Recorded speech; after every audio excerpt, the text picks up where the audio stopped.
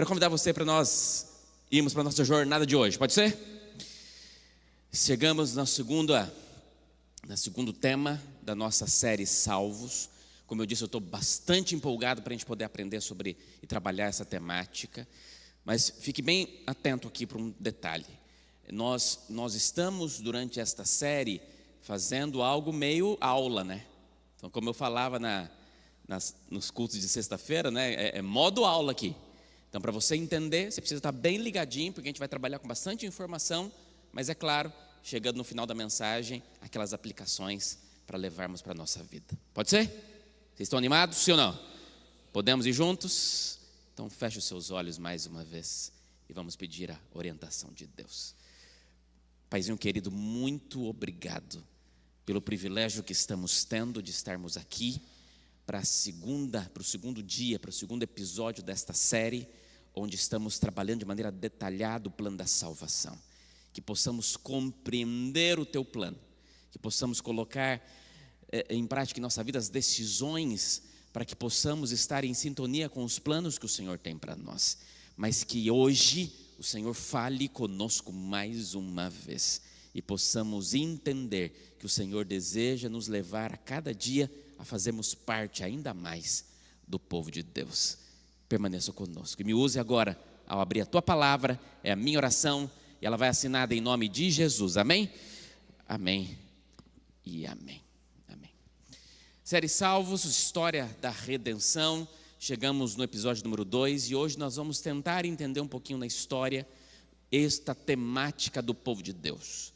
O que é fazer parte do povo de Deus, o que é o povo de Deus e por que este tema é tão importante. Então, lembre-se que nós estamos numa série, então é muito importante que você relembre o que você já aprendeu no dia anterior ou no tema anterior para dar uma sequência. Então, todos os temas serão em sequência. Se você não assistiu o tema de ontem, convido você depois a voltar e assistir o tema de ontem também. Ontem nós falamos bastante sobre a queda de Satanás, de Lúcifer no céu, mas nós também trabalhamos um pouquinho a respeito da queda do homem na terra.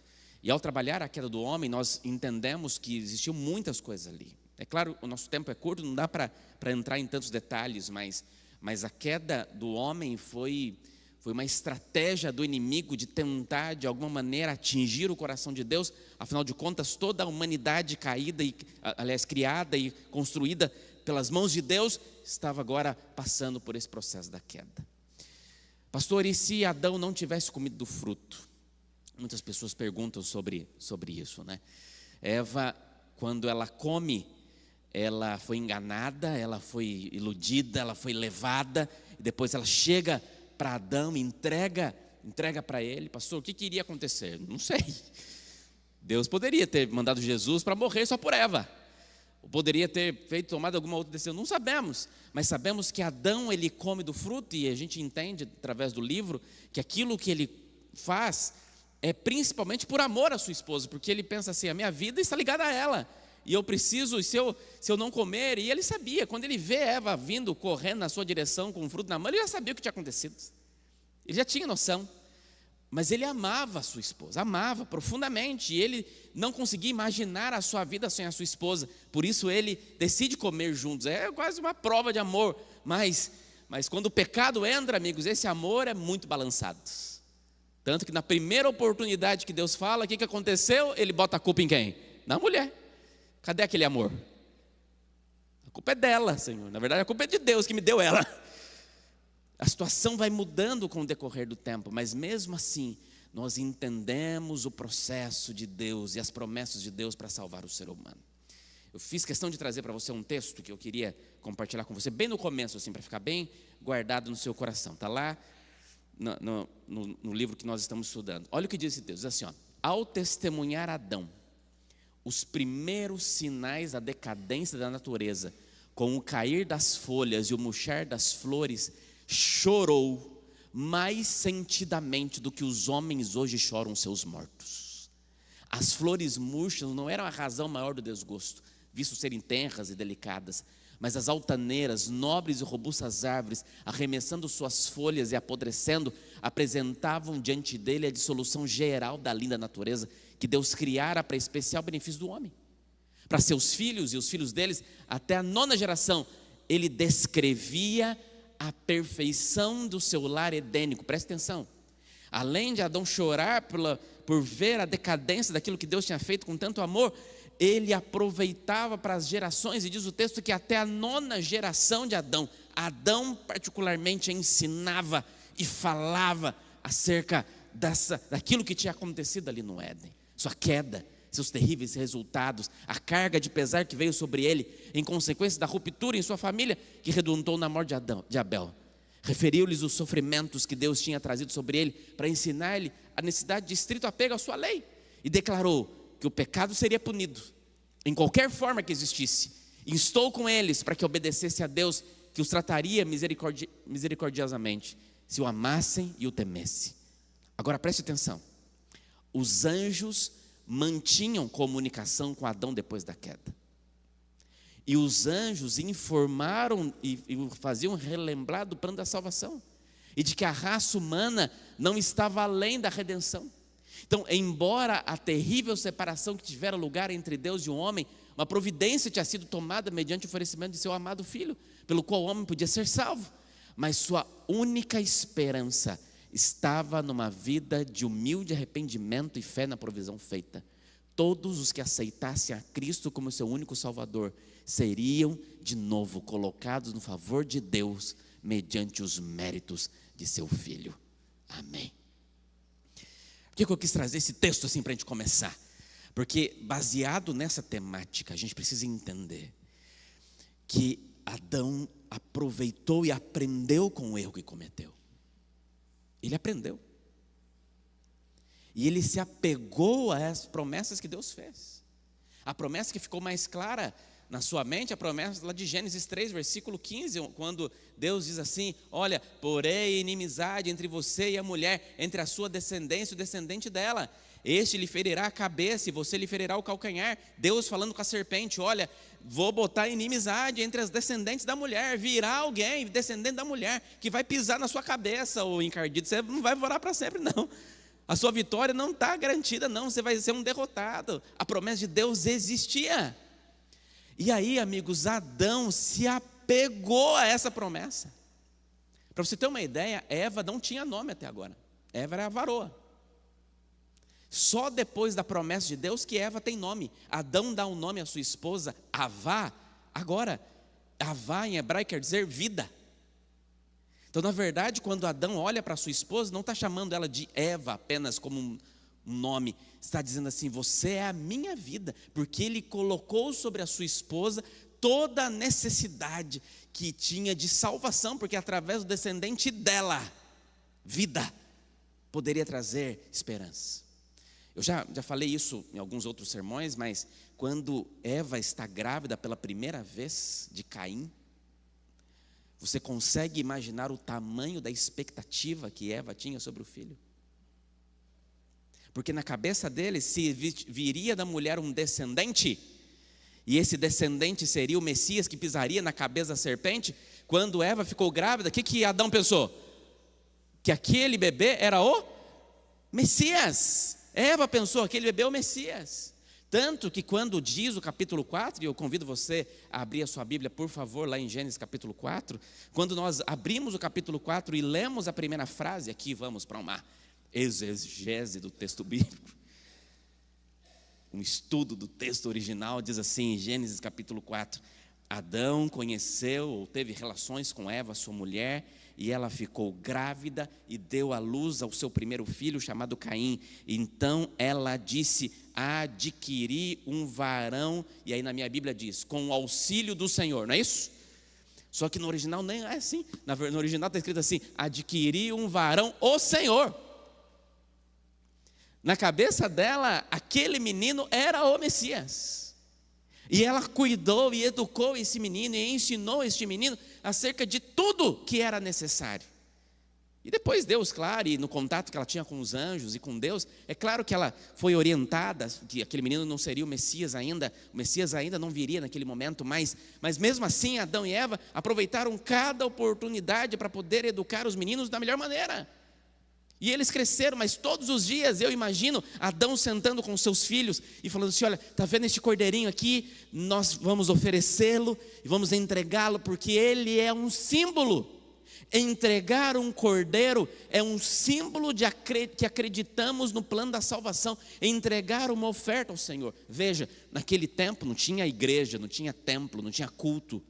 Eles não tinham um líder religioso que os forçava ou os levava a fazer absolutamente nada. Mas Adão entendia que entregar uma oferta ao Senhor, um cordeiro a Deus, era uma lembrança de que o plano da salvação estava vivo e de que ele tinha esperança de que eles seriam libertos daquilo que eles estavam vivendo.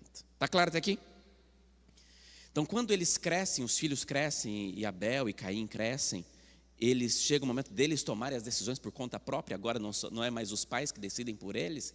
Os pais estão ali na expectativa, como é que eles vão decidir? E Abel vai lá no seu rebanho, e diz o texto que quando eles escolhem as profissões, a escolha da profissão foi muito importante também, até na vida seguinte dele, espiritual dele, religiosa dele, sabia? E aqui, eu preciso abrir um parênteses aqui, né? A gente vai tentar dar aulas teológicas, mas não tem jeito, é pastoral, né? A gente precisa ter muito cuidado com decisões em todas as áreas da vida. E eu entendo que a escolha de uma profissão é algo que é muito desafiador e importante. Eu lembro quando eu tinha 16, 17 anos e as angústias que veio na minha mente sobre o que eu faria do meu futuro. E eu gostava muito de matemática e não conseguia me enxergar humanamente longe da matemática. Eu pensei que iria ir para economia, para contabilidade, e para mim era isso. Até que Deus vem e muda tudo. Foi uma decisão que mudou. E a minha vida foi totalmente transformada. Hoje os números que eu vejo, os máximos, é os versículos caídos. Mas agora, naquele momento, a minha vida estava mudando de rumo completamente. Às vezes a gente toma algumas decisões e elas são muito importantes sobre aonde caminharemos. O que eu entendo não importa a decisão que você for tomar, sobre qual profissão seguir, e agora eu estou falando para os jovens aqui, os adolescentes principalmente. Mas não esqueça de que Deus precisa estar à frente dessa decisão. Porque ela pode ser influência muito forte para a sua salvação ou para a sua perdição. Você entende isso, não?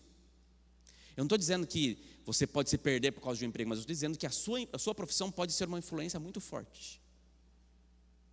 E existem algumas profissões em que é muito mais difícil.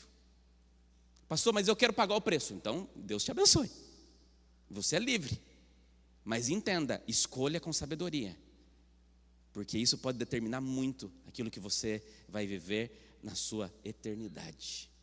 Quando a Caim prepara e olha para a cena de Abel entregando um cordeiro, ele fala, não é isso, eu não quero fazer isso. Não é isso que eu quero fazer. Eu não gosto de sangue, eu não quero sujar minhas mãos com isso. Eu vou entregar o meu melhor, porque ele pensou, eu vou entregar o melhor para Deus. E o pensamento dele está certo, a gente quer entregar o melhor para Deus, mas não era isso que Deus pediu. Então, quando ele leva a sua frutinha e coloca lá no altar e fica bravo porque Deus não aceitou, na verdade ele está dizendo assim, Senhor, eu sei que o Senhor tem um método de salvação, e o método de salvação tem que morrer cordeiro, tem que derramar sangue, tem que ir para cima do altar, mas o meu método de salvação é eu que fiz, eu plantei, eu reguei, eu colhi, eu escolhi, eu trouxe. O meu método de salvação é esse, é uma salvação baseada nos seus méritos e não nos méritos do cordeiro. E aqui que teve que fazer todo o processo para que esse plano de salvação, de fato, acontecesse. Depois, quando Abel, e meu ponto aqui não é trabalhar as histórias em si, você conhece, vale a pena você ler depois, mas quando você vai na sequência da história, você percebe que logo depois da morte de Abel, Caim toma outros rumos, e aí surge Sete, que é um dos filhos de Adão, e diz o texto lá em Gênesis 4, 26, que de Sete nasceu muitos filhos, e nasceu também um filho no qual pôs o nome de Enos, e a partir de Enos, diz o texto, que começou a invocar o nome do Senhor. Foi a partir de Enos, interessante, a partir de um filho de Sete, que Deus começou a ter um culto. Pessoas se reuniam para invocar o nome de Deus em comunidade. Está claro isso aqui? Foi quando, a partir de Enos, que Deus começou a agir dessa maneira. Então aqui está muito claro no capítulo 4 que existe uma divisão de dois caminhos. Aqueles descendentes de Caim e pessoas que estavam na linhagem de Caim, que foram para um caminho totalmente pervertido e longe de Deus, baseado em violência, baseado em promiscuidade, afastado do Senhor. E ao mesmo tempo nós tínhamos um outro caminho, os descendentes de Sete, que queriam invocar o nome de Deus, que queriam buscar o Senhor. E essa divisão existe até hoje. Não existe muitos caminhos, na verdade existe dois. É claro que a gente vai criando muitas bifurcações e queremos entender e tal, mas na verdade, amigo, no resumo da ópera, ou você serve a Deus, ou não serve, não tem meio termo. Jesus disse isso para o cristão, ou é sim, ou é não. O que passar disso é do diabo, é o que Cristo diz.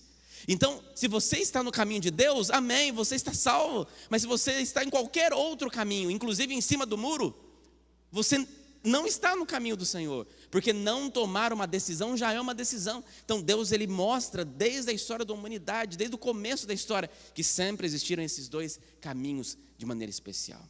Dentro dessa linhagem de Sete, nós encontramos um personagem que mexe muito com o meu coração, que é Enoque. Enoque é aquele personagem que tem a vida resumida em uma frase. Qual que é a frase que resume a vida de Enoque? Enoque andava com Deus. Diz o texto em Gênesis 5, 22, andou Enoque com Deus, e depois que gerou a Metusalém, viveu 300 anos, e teve filhos e filhas, e todos os dias de Enoque foram 365 anos, e andou Enoque com Deus, e já não era, porque Deus o tomou para si. Enoque, ele foi aquele personagem que mesmo no meio das consequências, dos problemas que o pecado estava trazendo, ele conseguia ainda e tomou uma decisão no seu coração que ele andaria com o Senhor todos os dias. Diz que Enoque colocava a sua cabeça por entre o portão do jardim do Éden, olhava lá para dentro, mesmo com alguns anjos ali segurando, porque o jardim ainda ficou um período ali, e mesmo olhando para dentro ele falava assim: Senhor, eu não fui feito para viver aqui fora, eu fui feito para viver lá dentro, meu lugar é lá, eu não sou daqui não, eu não sou desse mundo. Ele não se conformava de que ele estava ali, ele não queria estar ali, ele não queria estar vivendo o que o pecado influenciava, ele já não era desse mundo. Ele pertencia ao Senhor e queria viver para Deus e andar com Deus todos os dias em profunda comunhão com o Senhor, a ponto de ser o primeiro pecador, o primeiro ser no universo que teve acesso às mansões celestiais foi Enoque. O primeiro pecador que comeu do fruto da árvore da vida. E foi para lá com um cheque pré-datado. Porque se Jesus tivesse desistido, imagina comigo, olha para mim aqui. Se lá no Getsemane, lembra do Getsemane? Se Jesus fizesse feita a oração: Senhor, afasta de mim esse cálice, Deus mandaria 30 anjos para buscar Jesus e levar ele para o céu. Se Jesus não tivesse feito, faça a tua vontade, não a minha, se ele falasse: Senhor, não aguento mais, afasta de mim esse cálice, ele subiria para o céu e seria recebido por Deus lá, feliz. Mas a primeira coisa que iria acontecer era Jesus chegar para Enoque e falar: Enoque, deu ruim, foi bom enquanto durou, vai voltar e vai morrer. E Elias também, lembra da carruagem de fogo? Vai para o ponto e pega de novo o redemoinho lá e vai descer. Porque eles tinham sido salvos, Moisés, Enoque e Elias, graças à salvação que ainda viria, pelo Cordeiro de Deus que ainda morreria. E louvado seja Deus que o Cordeiro de Deus morreu e nos salvou. E nós poderemos encontrar com esses homens lá. História de personagens. Quando chegamos na Arca de Noé, e não vou me adentrar aqui porque nós já falamos sobre isso lá atrás, mas eu preciso ler com você esse texto, no capítulo 6, Gênesis capítulo 6.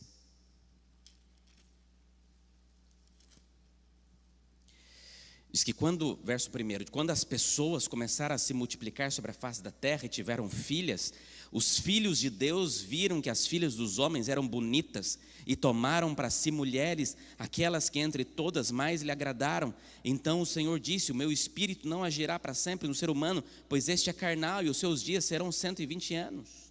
E aí diz: naqueles dias haviam gigantes na terra, e também depois, quando os filhos de Deus possuíram as filhas dos homens, as quais lhe deram filhos, estes foram valentes, homens de renome na antiguidade. E o Senhor viu que a maldade das pessoas havia se multiplicado na terra, e que todo o desígnio do coração delas era continuamente mau. Então o Senhor ficou triste por ter feito o ser humano na terra, e isso pesou o seu coração. Então o Senhor disse: farei desaparecer da face da terra o ser humano que criei, destruirei não apenas as pessoas, mas também os animais, os seres que rastejam, as aves dos céus, porque estou triste por havê-los feito.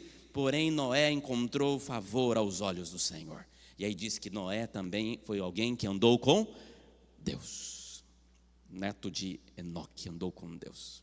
Olha para mim, interessante aqui. Eu vi esse tempo atrás um vídeo onde uma pessoa da internet, um influencer, comprovava de que os anjos tiveram relações com as mulheres terrenas. E daí surgiram os gigantes. E usava como referência esse texto. Eu acho que esse texto não tem nada disso, né? Esse texto fala de anjo se relacionando, não é o que fala. O texto diz que os filhos de Deus decidiu se unir com os filhos dos homens. Pastor, como assim? Aqui, mais uma vez, está falando sobre os dois caminhos que seguiu, os descendentes de Sete e os descendentes de Caim. O que estava acontecendo é que chegou um momento em que os descendentes de Sete começou a olhar por depois da cerca e falou, as moças de lá são bacanas. E as moças de lá começou a olhar e perceber, sabe? E aí quando começou a dar, e aí amigo, perdeu o controle. A verdade era essa. E foi nessas situações que Deus teve que agir para tentar trazer uma nova história para a raça humana. E viu em Noé alguém que poderia fazer isso acontecer. Logo depois nós encontramos a história da Torre de Babel. Eu estou tentando passar um resumão aqui, tá, amigos? Então eu preciso que vocês estejam bem atentos comigo. É uma linha, pensa como uma linha, para a gente montar aqui ponto após ponto. A história da Torre de Babel, Gênesis 11, versículo 1 a 9, diz que depois do dilúvio, e quando as pessoas, os descendentes de Noé, começaram a saber das histórias e ficaram com medo daquilo que iria acontecer, da chuva que poderia cair, mas mais do que isso, eles queriam construir algo para que eles não se separassem, para que eles ficassem sempre unidos, para que eles pudessem viver juntos no mesmo território e assim ficarem completamente fortalecidos, totalmente fortes para enfrentar aquilo que pudesse surgir pela frente. Eles constroem a Torre de Babel. A palavra Babel, que é a palavra que dá origem à Babilônia, confusão, bagunça. E essa torre foi construída e eles foram fazendo tijolos e construindo tijolos. Interessante. Mas existe um versículo de Gênesis capítulo 11, que é o versículo 4, que mostra o verdadeiro motivo pelo qual eles fizeram aquela torre. Eles fizeram aquela torre, diz o texto. Disseram, vinde, edifiquemos para nós uma cidade em uma torre, cujo topo chegue até os céus, e tornemos célebre o nosso nome, para que não sejamos espalhados por toda a terra. Nós não queremos ser espalhados pela terra. Nós vamos fazer uma cidade que será uma cidade vertical, onde nós teremos aqui condições de vivermos todos unidos, ninguém vai nos separar, mas principalmente nós iremos fazer célebre o nosso nome, nós iremos engrandecer o nosso nome, nós teremos o nosso nome para a eternidade. Era esse o verdadeiro motivo.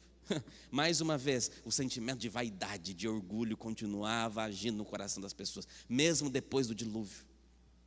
Amigos, o pecado é um vírus mortal, né? Você vai tendo exemplos e mais exemplos de como que o pecado ele é destruidor, e mesmo assim as pessoas continuam caindo de novo no mesmo pecado. Aqui mais uma vez Deus tem que agir. Aqui tem a mudança de línguas, aqui começa a confusão, aqui as pessoas precisam se espalhar baseado nos seus idiomas. E aí nós encontramos um processo interessante. E aqui já tinha tido as separações dos continentes, então eles tiveram que aprender muitas e muitas coisas para conseguir ter condições ali de poder construir esses novas nações que estavam surgindo. Encontramos agora, e aqui é um ponto principal para a nossa mensagem, o chamado de Abraão. Estão comigo até aqui? Vamos em frente. Então Deus chama Abraão. Abraão era um homem que tinha um projeto de Deus para a vida dele. O texto de Gênesis 12, 1 a 13 diz assim: ora, disse o Senhor a Abraão, Abrão na época, né? Sai da tua terra e da tua parentela e da casa de teu pai, e vai para a terra que eu te mostrarei. De ti farei uma grande nação e te abençoarei. E olha o que diz o texto, isso aqui é muito interessante. Linguisticamente é lindo o texto, porque no capítulo anterior os homens dizem: farei uma torre gigante e engrandecerei o nosso nome. Aí agora no capítulo seguinte Deus fala assim: Abraão, sai da tua terra, da tua parentela, faz o que eu peço, que eu engrandecerei o teu nome. Sou eu que vou engrandecer você. Então Abraão, sê tu uma bênção. E aí o verso 3 tem um ponto muito importante: eu abençoarei os que te abençoarem, eu amaldiçoarei os que te amaldiçoarem, e em ti serão benditas todas as famílias da terra. Na verdade, neste momento, deixa eu ver se ficou claro. Quantos caminhos existiam? Quantos caminhos? Quantos caminhos? 2. Desses 2 caminhos, chegou um momento em que a situação se perverteu. Deus teve que tentar reestruturar a rota. Deus ainda teve os seus filhos nesse caminho, mas Deus decidiu que agora Ele iria estabelecer o seu povo. Agora as pessoas se separaram graças aos idiomas, e agora Deus queria ter um povo, mas esse povo não seria um povo exclusivista. A ideia era que Deus pudesse ter o seu povo unido, porque a partir do povo dos descendentes de Abraão, todas as famílias da terra seriam abençoadas, ou seja, a bênção de Deus viria através dos descendentes de Abraão, para que todas as famílias pudessem ser abençoadas. Essa era a ideia original, e era isso que Deus planejou, para que o povo de Deus pudesse estar unidos, em que Deus fosse o rei, em que Deus desse as ordens, em que o povo seguisse uma constituição, e que essa constituição fosse a Bíblia.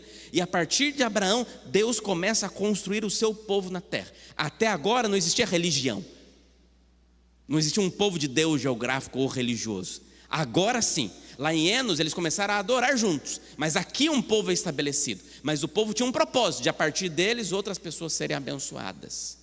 Nós encontramos Abraão tentando dar um jeitinho. Ele engravida Agar, tem um filho. Como é que chama o filho dele com Agar? Ismael, mas não foi através dos descendentes de Ismael.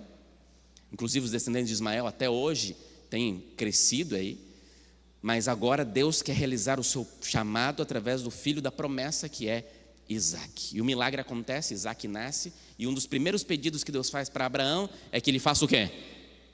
Sacrifique o seu filho, sacrifique o filho da promessa. Mas ali, quando Abraão decide entregar o seu filho, acontece outro plano. Olha esse texto, olha o texto, diz assim: Deus anunciou primeiro as boas novas a Abraão.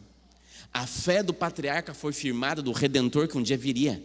Cristo disse a Abraão, pai de vocês, regozijou-se porque veria o meu dia, e ele viu e se alegrou. E o cordeiro oferecido em lugar de Isaac representava o Filho de Deus, que seria sacrificado em nosso lugar. O pai, olhando para o seu filho, disse ao pecador: viva, eu achei um resgate. Então o sacrifício exigido de Abraão não foi somente para o bem de si mesmo, nem para o benefício das gerações futuras. Serviu também de instrução para os seres sem pecado no céu e em outros mundos. A terra onde o plano da redenção está sendo executado é o livro de estudos do universo. Como Abraão havia mostrado falta de fé, Satanás o havia acusado diante dos anjos de Deus. O Senhor desejou provar a lealdade de seu servo perante todo o céu, para demonstrar que nada menos que a perfeita obediência pode ser aceita, explicando assim de forma mais clara para eles o plano da salvação. Para Abraão, Deus mostra mais uma vez que existe um plano para salvar a humanidade. É em Abraão que este plano mais uma vez ganha forma, ganha corpo. Ele está sendo seguido no decorrer da história, mas ele tinha sido esquecido, sabe? Em Abraão Deus faz com que esse plano volte à vida. Está claro até aqui, amigos? Então agora o que nós vamos fazer? Agora eu quero que você enxergue comigo. Eu vou tentar ir em velocidade 2, para você ver um pouquinho de como que foi a construção do povo de Deus na história. E vamos relembrar alguns pontos que formam o povo de Deus no decorrer dos tempos. Vamos lá? Então vamos comigo.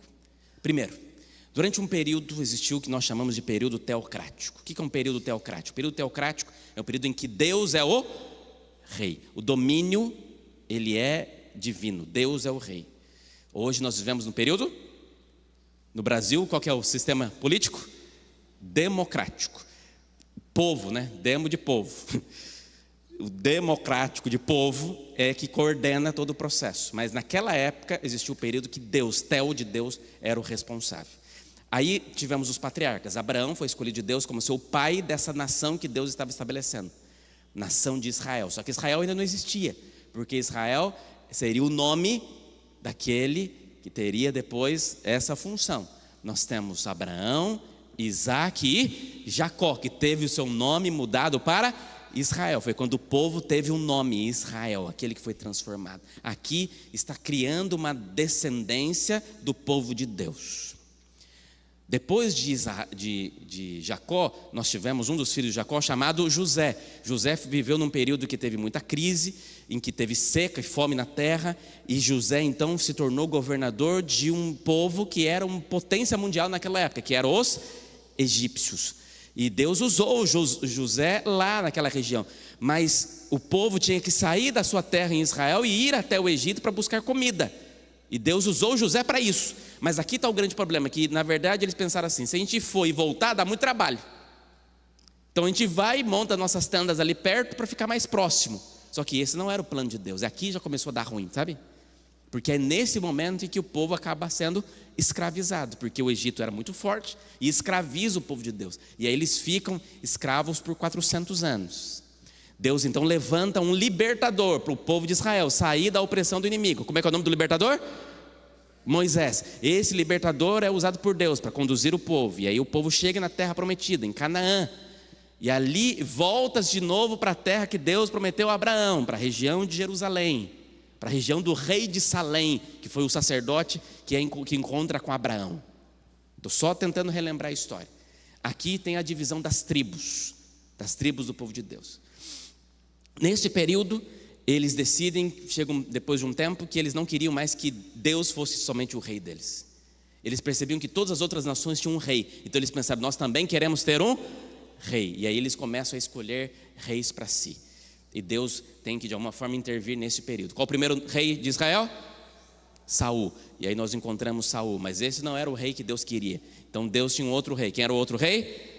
Davi. Deus unge Davi para ser rei de Israel. Quando Davi morre, surge outro rei. Como é o nome do outro rei? Salomão, filho de Davi. Então nós encontramos aqui um processo em que o povo de Deus está com a sua liderança estabelecida.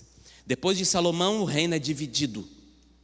Nós temos aqui Jeroboão e Roboão. Nós temos o filho de Salomão, que acaba que não era muito popular, com um dos seus generais, que era muito popular, e o reino é dividido. E aqui as 12 tribos de Israel acabam sendo divididas. Então se forma o que nós chamamos de reino do norte, que é o reino de Israel, com a capital em Samaria. 10 tribos formavam esse reino do norte. E nós temos o reino do sul, Judá, capital em Jerusalém, com 2 tribos. Aqui tem um mapinha para você ver. Toda a parte em amarelo era o reino do norte. 10 tribos, capital Samaria. E de toda a área verde, reino do sul, nós temos Judá, capital Jerusalém. Aqui Israel é dividido entre reis. 2 tribos precisam chamar a sua atenção. A primeira tribo é a tribo de Judá. E essa tribo tinha um papel muito importante na profecia bíblica, porque a tribo de Judá, ela não poderia ser destruída nunca. Por quê? Porque da tribo de Judá haveria o Messias prometido. E foi a partir da tribo de Judá que o povo de Israel passou a ser chamado de judeus, aqueles que são de Judá. Nós temos uma outra tribo, chamada tribo de Levi. E essa tribo de Levi era muito importante. Por quê? Porque a tribo de Levi não tinha terra. A tribo de Levi na história de Israel era distinta das outras tribos, porque ela era consagrada a Deus para ser o responsável na condução espiritual do povo. Eles eram responsáveis pelo templo, pelas práticas religiosas, pela manutenção da pureza do culto. Eles não tinham terras. As outras tribos que tinham terras para plantar tinham que sustentar a tribo de Levi. Porém, Jeremias, capítulo 25, versículo 11 e 12, fala sobre o povo de Israel, dessa divisão. Estou aqui resumindo o resumo da síntese da conclusão. Toda essa terra se tornará uma ruína desolada, e essas nações estarão sujeitas ao rei da Babilônia durante quantos anos? 70 anos. Eles passaram por um período de idolatria e acabaram se afastando do Senhor. E quando se completaram 70 anos, castigarei o rei da Babilônia e a sua nação, a terra dos babilônicos, por causa das suas iniquidades, declara o Senhor, e deixarei arrasada para sempre. A profecia de Jeremias era de que o povo de Deus, que agora seria levado, as tribos seriam levadas lá para um cativeiro, as tribos de Judá seriam levados, tribos do sul, né, levados para a Babilônia, mas que não durariam para sempre em terreno inimigo. Durariam lá quantos anos? 70 anos. Aí nós temos o cativeiro babilônico. Babilônia se torna uma potência mundial. Nabucodonosor assume o trono, resolve atacar Judá por 3 vezes, em 3 anos seguidos. Na primeira invasão, eles levam cativos príncipes de Judá, pessoas que eram extremamente importantes para o povo de Deus. Entre eles está Daniel e seus amigos. Daniel e seus amigos caminham uma distância de cerca de 1.330 quilômetros, quase 3 meses de viagem a pé, com os soldados levando, soldado bonzinho, levando eles para chegar lá. No caminho eles escrevem um salmo, Salmo 137, onde os opressores queriam obrigá-los a cantar um hino, e eles dizem assim: como cantaremos o cântico do Senhor em terra estranha. Eles sabiam que poderiam ser levados, mas acabaram sendo levados. Depois de 70 anos, chegamos no dia 13 de outubro de 539 a.C. O que aconteceu nesse dia? Babilônia caiu. A grande Babilônia. É o dia da Mene Tekel Parsim, o dia em que acontece o peso na balança, em que Deus coloca a Babilônia na balança. Interessante que o processo da Medo-Pérsia, que era uma nação muito inferior, eles conseguem tirar e dividir o curso do rio para passar ali e conseguir entrar na cidade no meio de uma festa e tomar conta da Babilônia. Aqui acontece aquilo que Deus tinha prometido. Daniel 9:10 tem um ponto muito importante. Olha, vai entendendo comigo. Daniel 9 e Daniel 10 é o momento que agora Babilônia já não é mais a nação. Agora eles estão sob o domínio Medo-Persa. Mas neste período, Satanás pessoalmente age para que Ciro não assine o decreto para os judeus voltarem para Jerusalém. Satanás age pessoalmente. Aí Daniel ora. E aquele período em que ele fala: povo, vocês têm que orar, porque a promessa precisa se cumprir. E aí diz o capítulo 10 que Miguel vem pessoalmente intervir e agir. Então Ciro assina o decreto para os judeus voltarem. Interessante que Ciro, que é quem assina o decreto, Deus já tinha feito uma profecia sobre ele 150 anos antes dele nascer. Deus já tinha falado que Ciro assinaria o decreto. Estava tudo sobre o controle de Deus. Porém tem um problema. Muitos judeus não querem voltar para Jerusalém. Deus age, mas eles não querem voltar, porque eles tinham criado vínculos. Alguns tinham até enriquecidos em Babilônia, e eles pensaram: a gente não vai sair daqui. E então apenas cerca de 2.000 famílias voltaram para construir a cidade e o santuário. Aqui nós encontramos o povo de Deus tentando voltar de novo para ser de fato o povo de Deus. Mas aqui, amigos, acontece um ponto muito importante. Daniel capítulo 9. Acontece uma das profecias mais importantes da Bíblia. Profecia das 70 semanas. Olha para mim. Modo aula, tá? Existem 3 profecias de datas que todo crente deveria saber. Primeira, profecia das 2.300 tardes e manhãs. Maior profecia de tempo da Bíblia. Essa todo mundo crente deveria saber. Segunda profecia, profecia das 70 semanas, que é uma parte da profecia maior. E terceira, profecia de um tempo, 2 tempos, metade de um tempo, 1.260 anos. Essas 3 profecias de data foram muito importantes para a história do povo de Deus. Ok. O que essa profecia de 70 semanas dizia? Muitas coisas. Se o povo entendesse a profecia, o povo de Deus, os judeus entendessem, eles entenderiam que essa profecia era para o povo de Deus. Essa profecia era uma esperança, mas uma advertência, assim, ó, eu vou dar 70 semanas para vocês, são 490 anos de chance. Se vocês perderem a oportunidade, acabou. Vocês não serão mais o meu povo. Te pergunto, 470 anos, 490 anos, é pouco tempo ou muito tempo? Muito tempo. Tinha bastante oportunidade, sim ou não? Bastante, mas eles não aproveitaram. O que essa profecia fala? Fala quando que a cidade seria reconstruída, fala quando que o Messias viria, fala quando que o Messias seria batizado, quando que o Messias seria morto e quando que a profecia acabaria. Por essa profecia, a profecia acabava no ano 34.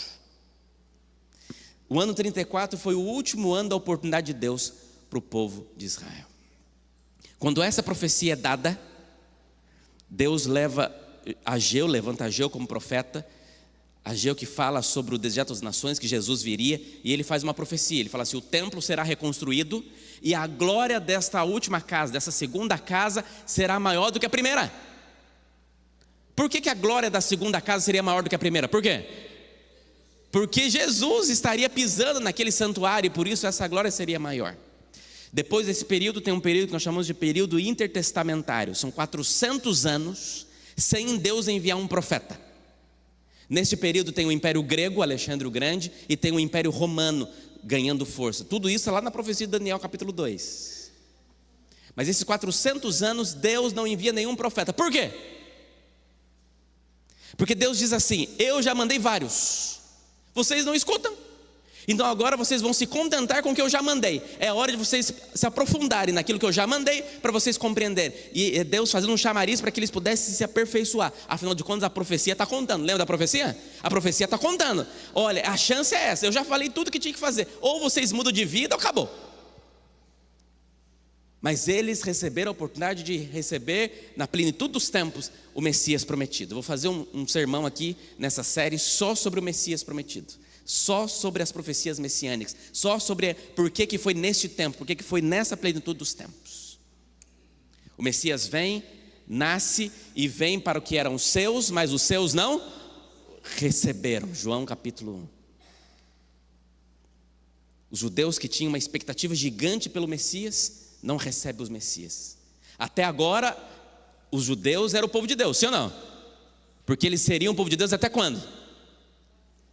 Até quando? Até o final da profecia, que daria mais ou menos no ano 34. Pastor, mas e se ele se arrependesse? E se eles tivessem mudado de vida? Possivelmente a gente seria judeu até hoje. Mas isso não aconteceu. O que aconteceu foi que Deus então estabelece um novo reinado. Mateus capítulo 16, verso 18 diz: também eu lhes digo que você é Pedro, e sobre esta pedra edificarei a minha igreja, e as portas do inferno não prevalecerão contra ela. Agora, Deus não coloca mais a salvação baseada em um povo, mas coloca a salvação baseada numa pedra. Quem é essa pedra? Cristo, Ele é a pedra angular. Não é Pedro, é Cristo. E aqui Deus estabelece o cristianismo, em que Cristo é a base, é o fundamento desta igreja. Então agora existe o cristianismo. Mas aí Deus faz a grande comissão, Deus pede para que essa mensagem seja levada, Deus faz a promessa do Espírito Santo: fique em Jerusalém, porque eu vou mandar o Espírito Santo. Acontece os milagres, tem o Pentecostes, tem muita coisa acontecendo. Jesus é levado aos céus, a profecia continua. Quando chega o Pentecoste, amigo, a igreja que Cristo estabeleceu cria forma. Pedro prega, as pessoas que não conseguiam entender no seu idioma conseguem ouvir, porque o Espírito Santo faz uma obra, e a igreja vai ganhando força, e a igreja vai crescendo, e agora o cristianismo vai ganhando sua força necessária. A igreja cria forma. Qual era a doutrina que essa igreja pregava? Era o que Jesus ensinou, as doutrinas do reino e a visão correta daquilo que Deus já tinha mandado através da lei e dos profetas. Quando chega no ano 34, o que acontece no ano 34? Estevão morre por ordem de Saulo, e aqui acaba a profecia das 70 semanas. A partir de agora, a partir do ano 34, o povo de Israel não é mais um povo de Deus. Eu estou tentando ser bem claro possível. Não é mais o povo de Deus específico. Agora eles podem ser salvos e serão salvos se quiserem, mas a salvação, ela vem através de Cristo, porque Cristo não é o Salvador dos judeus, Cristo é o Salvador do mundo. Cristo é o Salvador do mundo. A partir daqui, o Evangelho alcança outros lugares, chega aos gentios. Você entende que até agora Jesus fala para os apóstolos assim: não vão para a terra gentil, só fica em Jerusalém, só prega para judeu. Por quê? Porque o tempo estava acabando. Deus queria dar todas as oportunidades para eles, para que eles se convertessem, para que eles mudassem de vida. Estava acabando o tempo, mas eles não aproveitaram o tempo. E quando eles apedrejam aquele que é enviado para pregar, eu já preguei sobre Estevão aqui, quando eles apedrejam, aí acabou a oportunidade. E a partir de agora, amigo, o evangelho é espalhado como folhas de outono por esse mundo afora. E graças a esse evangelho que é espalhado, que eu e você encontramos a salvação em Jesus. Legal. Deus levanta o apóstolo Paulo, que se converte em Atos capítulo 9, escreve 13 cartas, é a espinha dorsal teológica do cristianismo. Ele é aquele que faz as viagens missionárias. 40 anos ele infiltrou em todo o território do Império Romano e morre no ano 64, amando de Nero. Quando Paulo morre, amigos, aí surge uma grande perseguição. No ano 70, Jerusalém é destruída, o templo é destruído, Jerusalém é destruída. João, que era o último apóstolo que estava vivo, vai ser preso na ilha de Patmos. João escreve o Apocalipse, depois escreve o livro de João, morre de maneira natural. E aí nós temos um período patrístico até o final do século III. E aí nós temos Tertuliano, que é um imperador romano, que diz assim: parece que o sangue dos mártires, porque eles vão botando os cristãos para ser comido pelos leões nos coliseus, acontece a perseguição, mas ele diz aquela frase: o sangue dos mártires parece o quê? Semente. Quanto mais morre crente, mais crente nasce. Tenta derrubar, amigo, mas não tem jeito não. Duro de morrer. E Deus vai agindo e fazendo o seu povo, e essa mensagem chegando em muitas nações. Mas aqui acontece uma deforma da igreja. Lá no Pentecoste a igreja vai criando forma, vai crescendo. Em Cristo a igreja ganha forma. Mas aqui, ano 312, o imperador Constantino tem uma pseudo-conversão. E ele estabelece, declara o cristianismo a religião oficial do império. Ele une igreja e Estado. Amigo, quando une igreja e Estado dá ruim. Igreja não se une com o Estado. E aí a partir deste momento a igreja começa a entrar, a igreja cristã primitiva começa a entrar num processo muito ruim de decadência espiritual. Eu vou falar mais sobre isso num outro tema. Aqui nós temos a profecia dos 1260 anos. A igreja de Deus agora vai para o deserto. Nós temos aqui a atuação dos valdenses, que guardavam pedaços da palavra de Deus escondidos para que a Bíblia pudesse estar conosco até hoje. Nós temos outra perseguição, agora causada pela própria igreja. Muitos problemas acontecem na história, mas quando chega no ano 1517, a igreja que teve uma forma, passou por uma deforma, e agora ela passa por uma reforma. Deus começa a levantar algumas pessoas, entre eles Martinho Lutero, para fazer o que nós chamamos de reforma protestante. Isso em 1517. E em 1517 começa a surgir a possibilidade de outras religiões que vão voltar os seus olhos de novo para a Bíblia e não para os seus próprios interesses, e não para a sua própria política e seu próprio enriquecimento pessoal. Amigo, eu sei que é uma viagem, mas é importante a gente conseguir compreender isso. Últimas datas importantes. Em 1798, o Papa é preso e termina a profecia dos 1260 anos. Em 1800, nesse século, tem um fortalecimento das sociedades bíblicas. E a Bíblia que estava escondida, que as pessoas não tinham acesso, agora passa a ter acesso na mão das pessoas. A partir daqui, a Bíblia, quando Gutenberg fez a imprensa lá, mas agora a Bíblia pode chegar na mão das pessoas, e as pessoas começam a ter acesso à Bíblia. Só o clero tinha acesso à Bíblia, agora as pessoas têm. E quando as pessoas têm acesso à Bíblia, elas começam a estudar, mas elas não conseguem entender direito. E aí Deus precisa agir para conseguir fazer com que essa ideia surge. E aí em 1844, amigos, acontece o fim da profecia das 2.300 tardes e manhãs. Lá em 1800, o fortalecimento das sociedades bíblicas, acontece a profecia de Daniel 12, quando o conhecimento da Bíblia cresce, as pessoas começam a querer estudar o livro de Daniel, aquele livro que foi selado de Daniel volta a fazer sentido. E aqui, em 1844 para frente, acontece o juízo investigativo, acontece a cena do livro amargo de Apocalipse, a grande desapontamento, e acontece agora um chamado de Deus para os seus filhos remanescentes. É Deus falando assim: olha, a salvação está baseada naqueles que querem de fato conhecer a Deus, buscar a Deus e a sua palavra. Ufa, pode respirar. Muita informação, né? Mas é importante, né? Então vamos para as 3 lições.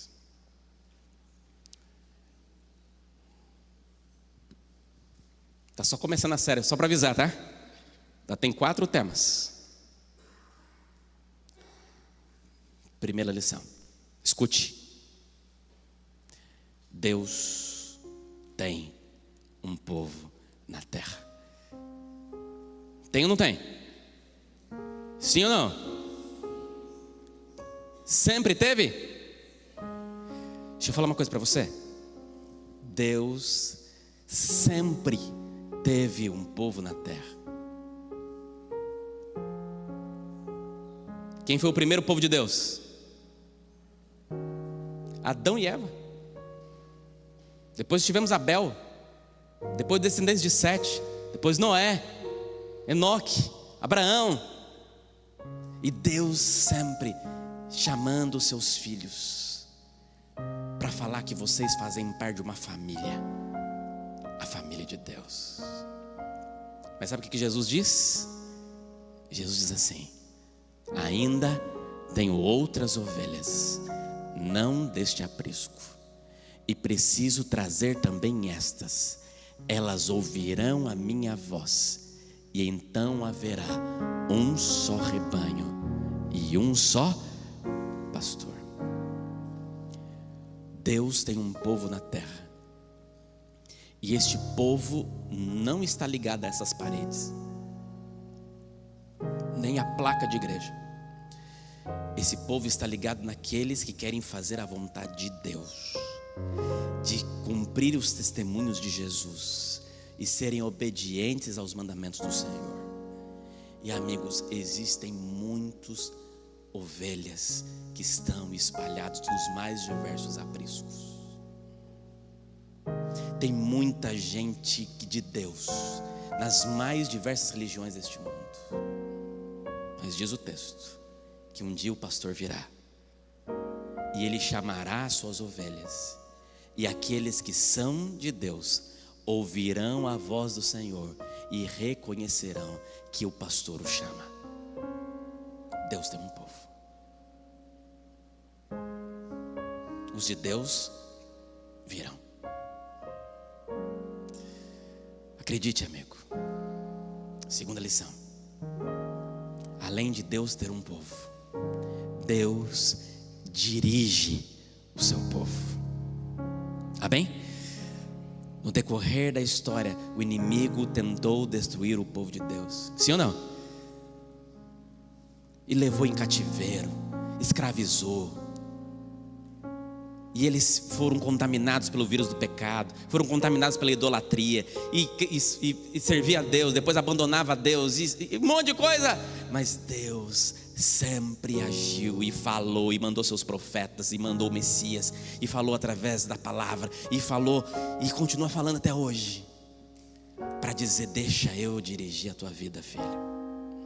É Deus estendendo a mão para dizer: eu estou no controle, sim, só que eu sou educado. Você tem que deixar. Mas se você deixar, eu vou dirigir. Eu recebo toda semana testemunhos de pessoas que foram encontrados porque deixou Deus dirigir. Te batizou agora, semana passada, a Carol que está ali. Um dia ela estava orando a Deus por respostas, porque ela era uma ovelha que estava aí procurando um aprisco. Mas quando ela orava, Deus escutava. E aí pelo YouTube. Amigos, Deus tem ovelhas espalhadas pelos mais diversos apriscos, e Deus quer chamar os seus filhos. Quando Ele voltar, Ele vai chamar todos. Terceira e última lição: Deus está com muita saudade do seu povo. Então em breve Ele virá para buscar os seus filhos, para fazermos parte das mansões celestiais. Para isso, Ele estende para nós hoje a sua preciosa graça, disponível para chamar você, para transformar você, para usar você, para preparar para encontrar com Ele lá. Mas até a gente chegar lá, temos que nos unir aqui, porque sozinho a gente pode até ir mais rápido, mas juntos, amigos, juntos nós vamos muito mais longe, porque Deus está dirigindo o seu povo. Quantos nessa noite querem viver a preciosa graça de Jesus?